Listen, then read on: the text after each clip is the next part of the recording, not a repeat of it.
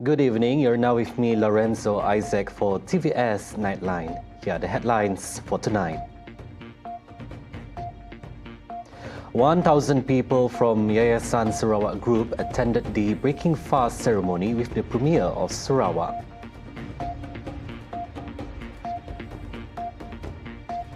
Tabung Haji targeting the remaining 60% of the Muslim population in the state to become depositors by the end of 2024.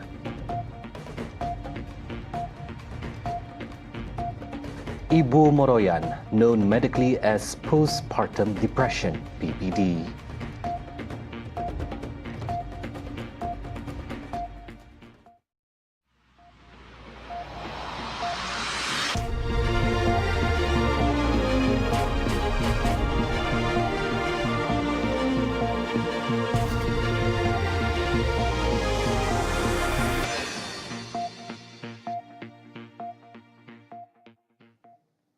Premier Sarawak, Dato' Paninggi Tan Sri Abang Johari Tun Openg, emphasised that the central database system Padu should not gather excessive information as individuals have the right to withhold certain personal details, as there should be limits set to safeguard personal information to align with constitutional provisions that protect freedom and liberty in line with Article 5 in bracket 1 of the Federal Constitution, which guarantees personal liberty.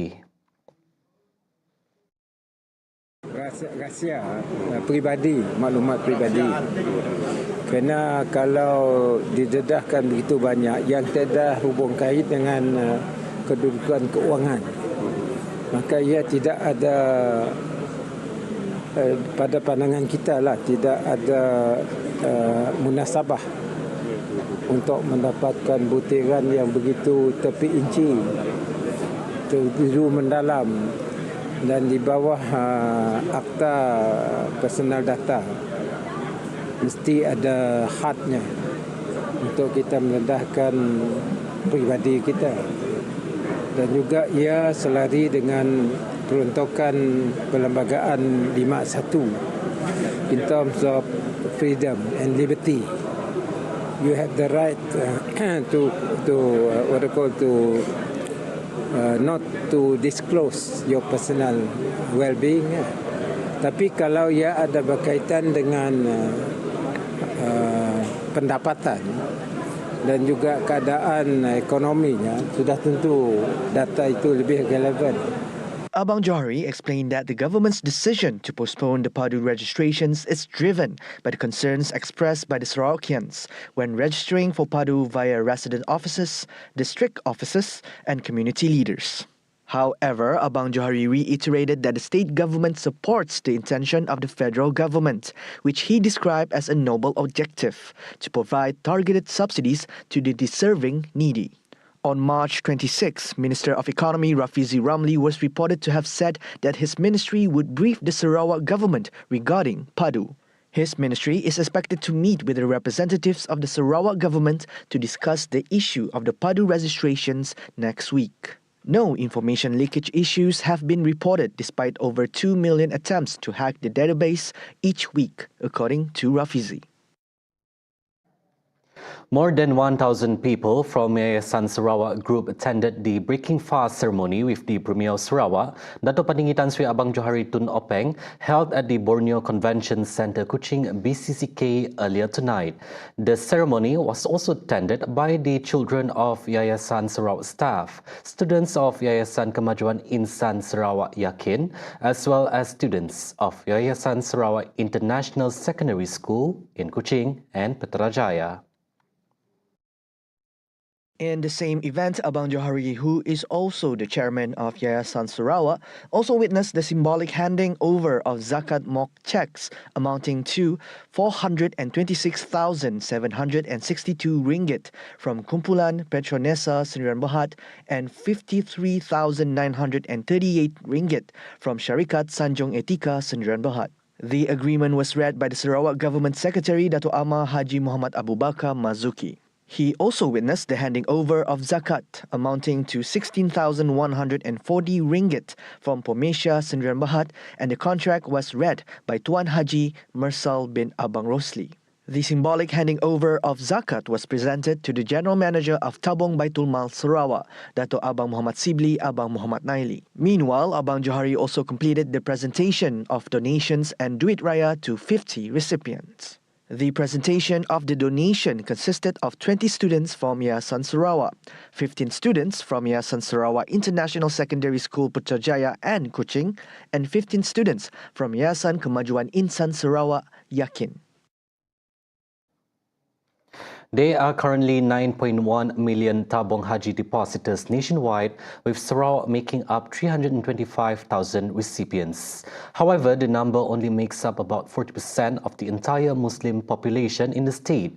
Thus, the director of Tabung Haji for Sabah and Sarawak, Datuk Nur Laila Said, said they are targeting the remaining 60% of the Muslim population in Sarawak to become depositors by the end of this year.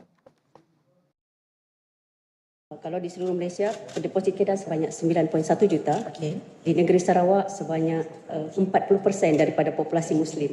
So bermakna 325,000. Jadi berbaki lagi 60% untuk kami capai kepada aspirasi 100 deposit tabung haji. Jadi oleh yang demikian kehadiran kami kemari adalah untuk mendapat blessing ataupun restu daripada Tuan Yang Terutama yang di-Pertuan Negeri Sarawak. She spoke to reporters after paying a courtesy call on His Excellency the Governor of Sarawak, Tun Pehin Sri Dr. Wan Junaidi Wan Tuan Kujafar and his wife, Toh Puan Fauziah Muhammad Sanusi at the Astana earlier today. During the meeting, Tun Pehin Sri Dr. Wan Junaidi and his wife were honoured guests to the inaugural Tabung Haji course in Sarawak at Unimas on April 27 to 28. Also present during the courtesy call were the State Director of Tabung Haji Ahmad Kasim Pait and the State Marketing Chief Madehi Mahdan. Sarawak Senior State Counsel Nur Azhar Bujang was sworn in earlier today as the Secretary of the Sarawak State Legislative Assembly. The State Legislative Assembly, in a statement, said he took his oath before Speaker Tan Sri Muhammad Asfia Awang Nasar.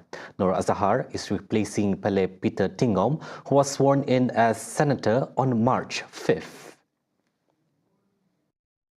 The 39-year-old Nur Azhar began his career in the private sector in Kuala Lumpur. He returned to Sarawak to join the state civil service as a legal officer in the Sarawak State Attorney General's chambers. The statement added Nur Azhar obtained a Bachelor of Legal Studies in 2009 and a Bachelor of Laws in 2010 from University Technology Mara. The Kuching-born Nur Azhar then furthered his studies with a Master's in Intellectual Property Law and the Digital Economy from the University of Glasgow, Scotland.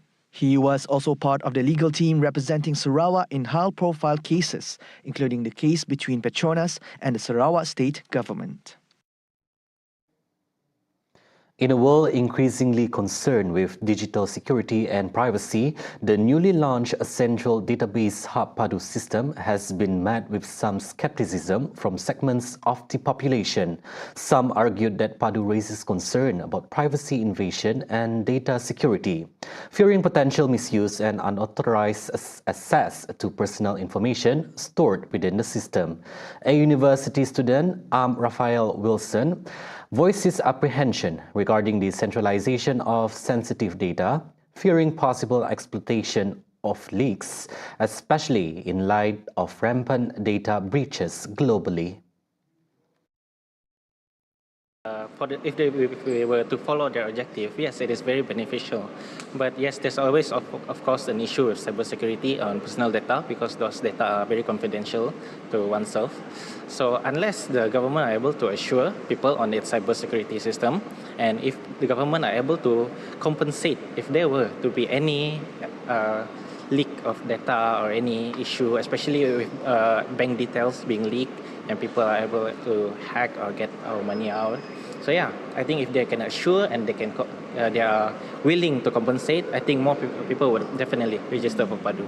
Skepticisms arose among Sarawakians on the effectiveness of the safeguard in Padu to protect the people's rights.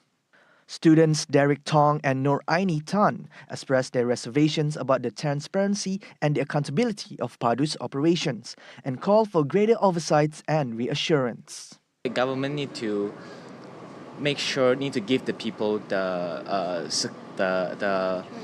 choice, and the government need to like make this whole system very secure, and so that the people don't have to worry about their information getting leaked out. I feel like if government make the system like perfectly secure, then I don't think people have to worry about their privacy, because after all, you're just giving your information to the government, and what you can get is to get the fund to get distribute the fund equally. I'm sure they will have some loophole in the whole system, but I feel like it really depends on people. Like, do you believe in this system or not? Do you believe in Malaysia government or not?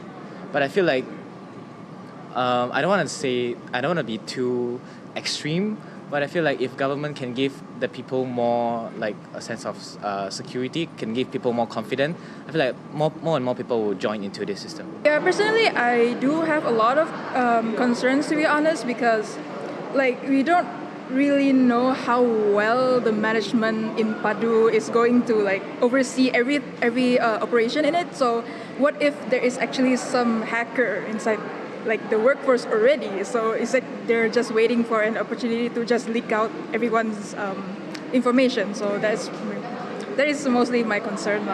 Klima, on the other hand, said it might not be necessary to even register for Padu in the first place, given the availability of existing digital wallet apps such as SPay Global. We're obviously living in a world of digitalization and technology that's very, very competent to cater our needs. But yeah, that is why like I don't think it's totally necessary for me to register for Padu, because we have a lot of like, as what you mentioned, the Sarawak Pay especially, it's already very convenient for me. So why is there the need for me to register for Padu? The Padu system that was developed in just 7 months through a collaboration between the Ministry of Economy, the Department of Statistics, DOSM, and the Malaysian Administrative Modernizations and Management Planning Unit, aims to provide the government with a clearer understanding of national household income.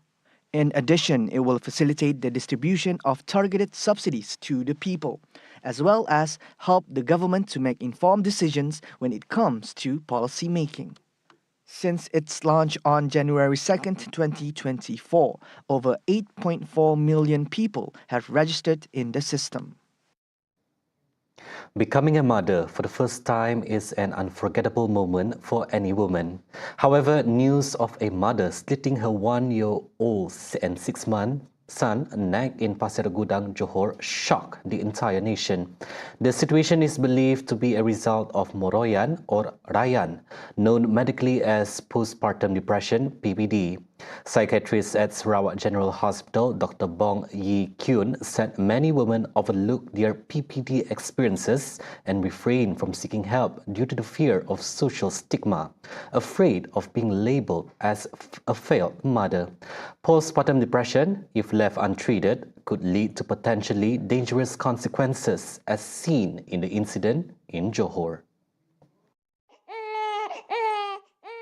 According to Dr. Bong, 8 out of 10 women experience postpartum depression. Okay, so postpartum period is a very important time for when mothers are bonding with the babies. This is the time where a lot of the attachment happens between a mother and her child. The presence of a postpartum depression causing mother not to be able to attach well to the child will result in poor bonding experience with the child. This can result in mother feeling guilty, feeling sad, and this can persist up to becoming a lifelong depressive symptoms. And the poor attachment to the child, meaning the child are not able to connect well with the mother, would definitely result in psychological issues later for the child. Common symptoms of postpartum depression include excessive stress, sadness, hopelessness, anxiety, worry, and trouble sleeping. Moreover, if husbands neglect their wives' mental health and leave all baby care responsibilities to them, the situation can rapidly deteriorate. A lot of reasons why women would experience postpartum depression, but some of the risk factors that's been known is if somebody has already underlying depressive symptoms or depression, they are at a higher risk just after giving birth. They are women who are also have other underlying psychiatric conditions, may also be experiencing this. Women who are lacking in social support, for example, single women or women who are not having enough support, would be at a higher risk. Therefore, she urged all women experiencing PPD symptoms to discuss their concerns with doctors and to seek support from their spouses, family, and friends. She also advised prioritizing self-care through nutrition, emotional management, and spiritual activities. Meanwhile, legal advisor and Sarawak's Women for Women's Society SWWS committee member Chua Kuan Ching highlighted the potential legal consequences faced by mothers experiencing postpartum depression, emphasizing the need for compassion and understanding rather than judgment. Usually, public or press will, vilify the mother and press for, call for the mother to be imprisoned and charged for murders, especially if the baby dies during the baby dumping or, if the baby dies. And the thing that we observe also through SWWS is that in Malaysia, most women who committed infanticide, which is ending the baby's life, newborn life, they will be charged under Section 302, which is murder, but not infanticide, which is Section 309A, which we actually have in our penal code. We actually have that law. Chua Kuan Ching pointed out the assistance provided by SWWS to postpartum mothers, such as free counseling and awareness campaigns on postpartum depression, both online and physical. Previously, the Ministry of Women, Family and Community Development is planning to organize an awareness campaign on postpartum depression. Its Minister, Dato Sri Nancy Shukri, said the campaign aims to educate family members, particularly husbands, about recognizing changes in your wife's behavior during the postpartum period. She noted the importance of awareness due to the many cases of postpartum depression resulting in the deaths of babies.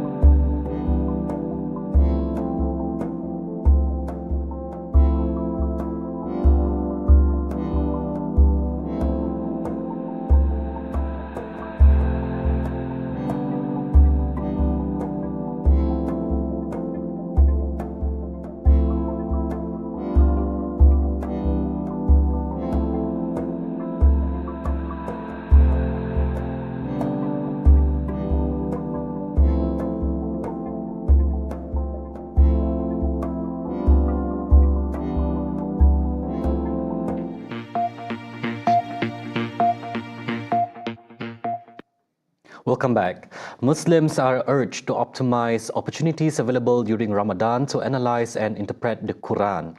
Prime Minister Dato Sri Anwar Ibrahim also said Muslims are called upon to read the Quran more during Ramadan to educate themselves to be pious, noble, fair and moderate in all matters. But he said it should not stop at that, saying it is important to take the time to reflect on the words of Allah through tabadur, which is to understand the meanings of life.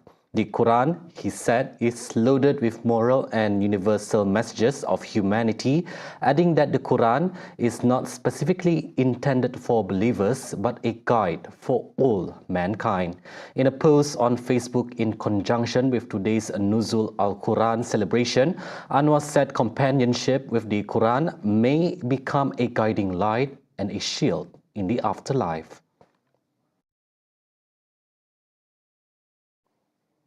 Under Prime Minister Datuk Sri Anwar Ibrahim's leadership, Malaysia is currently on a plan to transform its economy guided by principles of inclusiveness, innovation and sustainability.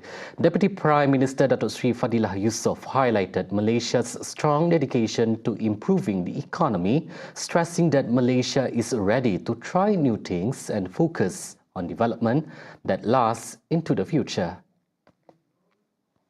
He highlighted that by combining Malaysia's economy with the opportunities of the Belt and Road Initiative (BRI), new avenues of growth will emerge. This could mean more jobs and better lives for the people. Fadilah also said that a strong trade and investment agreement between Malaysia and China is crucial for their relationship, forming the basis of economic cooperation between the two countries. Meanwhile, Fadilah, who is also the Minister for Energy Transition and Water Transformation, affirmed Malaysia's full commitment to promoting green energy and environmental sustainability as essential parts of its development agenda. He emphasized that Malaysia and China are ready to take the lead in promoting clean energy and renewable resources, investing in green technologies like solar, wind, and hydroelectric power. A former university student was sentenced to 30 years in jail and 12 strokes of the cane by the High Court today for trafficking nearly 2 kilograms of cannabis 4 years ago. Judge Datuk Rohani Ismail handed down the sentence on Muhammad Nur Arif Nur Akil, 26 years old, after hearing submissions from the prosecution and defense and ordered the jail term to run from the date of arrest on September 2nd, 2020. According to the charge, Muhammad Nur Arif, who was then a student at a private university in Selangor, was found trafficking cannabis weighing 1,900.9 grams in the parking lot of a supermarket in this district at around 5:30 p.m. on September 2nd, 2020. The offence was committed under Section 39B, (1) of the Dangerous Drugs Act 1952 and punishable under Section 39B, (2) of the same Act. A total of 10 witnesses were called to the stand throughout the trial, which commenced on April 10, 2023. Earlier, lawyer Shah Rizal Abdul Manan appealed that a prison sentence be imposed on his client, taking into account the accused's young age and his promising future upon release, as well as the fact that this was his first offence. However, Deputy Public Prosecutor Alauddin Baharom requests the death penalty, taking into account the public interest, including preventive factors, punishment, and the accused's guilt in the case.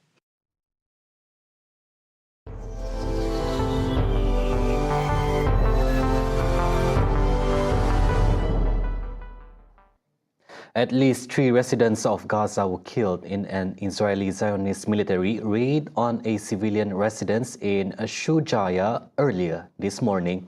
Not far from that location, 2 more Gazan civilians were shot from close range by Israeli soldiers. The violence continues despite the passing of a UN Security Council resolution on Monday calling for an immediate ceasefire in Gaza. In the incident in the Shujaya neighborhood, 20 residents were also reportedly injured. The raid carried out by the Israeli military is part of a new operation to occupy Gaza territories. This operation is seen as more targeted and brutal, as orders were given to shoot dead any perceived threat received by the Zionist regime. These orders witness 2 Gazan residents who wave white flags as a sign of surrender being shot dead. Hamas condemned the killing of the 2 unarmed men, stating it as clear evidence of the true face of Zionist cruelty. Amidst the relentless and harrowing Israeli bombardment, the children of Gaza have endured with scant food supplies and constant fear of airstrikes. But for a fleeting yet precious moment, children in the Nuseirat refugee camp at the center of the Gaza Strip found solace as they laughed and squealed with delight. The joyous occasion was made possible by clowns and acrobats who performed for them in the courtyard of a school where the displaced families have sought shelter from the bombing. For a moment, the children could almost forget the horror as performers dressed in rabbit costumes entertained them, including a young boy in a wheelchair. Meanwhile, UNICEF spokesman James Elder, currently in the territory, shared insights after engaging with the youth on Monday. He revealed that several teenagers expressed such profound desperation for the nightmare to end that they harbor hopes of being killed. The health ministry in Gaza reported earlier today that at least 32,552 individuals have lost their lives in the territory over the course of over 5 months of conflict between Israel and Palestine. The toll includes at least 62 fatalities within the past 24 hours. Furthermore, the statement noted that 74,980 individuals have been wounded in the Gaza Strip since the start of the conflict. President Ferdinand Marcos said earlier today the Philippines will not be cowed into silence by China after confrontations in the South China Sea that injured Filipino troops and damaged vessels. Marcos' remarks came as China blamed the Philippines for raising tensions in the hotly contested waterway, which Beijing claims almost entirely. Beijing and Manila have a long history of maritime territorial disputes in the South China Sea, and there have been repeated confrontations between their vessels near the disputed reefs in the recent months. Manila summoned a Chinese envoy over the latest incident near Second Thomas Shoal in the Spratly Islands, which occurred last Saturday during a Philippine mission to resupply troops garrisoned at the BRP Sierra Madre, a grounded Navy ship. The Philippines said the China Coast Guard blocked its supply vessel and damaged it with water cannon, injuring 3 soldiers. The China Coast Guard has defended its action, describing them as a lawful regulation, interception, and expulsion of a foreign vessel that tried to forcefully intrude into Chinese waters. 是谁在南海问题上反复的挑衅滋事？是谁在违背双方的共识和自身的承诺？是谁在自导自演、渲染紧张？是谁在拉拢域外势力插手介入？ Beijing has urged Manila to pull back from the brink and stop provoking trouble at sea, but Marcos hit back earlier today. In a statement, Marcos said, "We seek no conflict with any nation, more so nations that purport and claim to be our friends, but we will not be cowed into silence, submission, and subservience." He added the Philippines would respond with a countermeasure package that is proportionate, deliberate, and reasonable in the face of the open and dangerous attacks by the agents of China's Coast Guard and the Chinese maritime militia. Filipinos do not yield, stressed Marcos. Chinese smartphone maker Xiaomi is set to launch its first electric vehicle, injecting itself into a fiercely competitive sector in the world's largest car market. Xiaomi Chief Executive Officer Lei Jun said the company will begin taking orders on the same day. China's EV sector has grown rapidly in recent years, propelled by purchasing subsidies that were discontinued in late 2022. Dozens of domestic automakers are engaged in a stiff price war to get ahead in a crowded market. Lei said that Xiaomi is known around the world for affordable smartphones and sleek home appliances. And because of that, he said he is now putting his reputation on the line with the SU7 EV and challenging Chinese car giant BYD and Elon Musk's Tesla. Li has not divulged the price, but has promised it will be the best looking, the best driving, and smartest car costing under 500,000 yuan, or approximately 330,000 ringgit. Whether that is true, we just have to wait and see. And that's tonight updates for TVS Nightline. I'm Lorenzo Isaac. Thank you for watching and have a good night.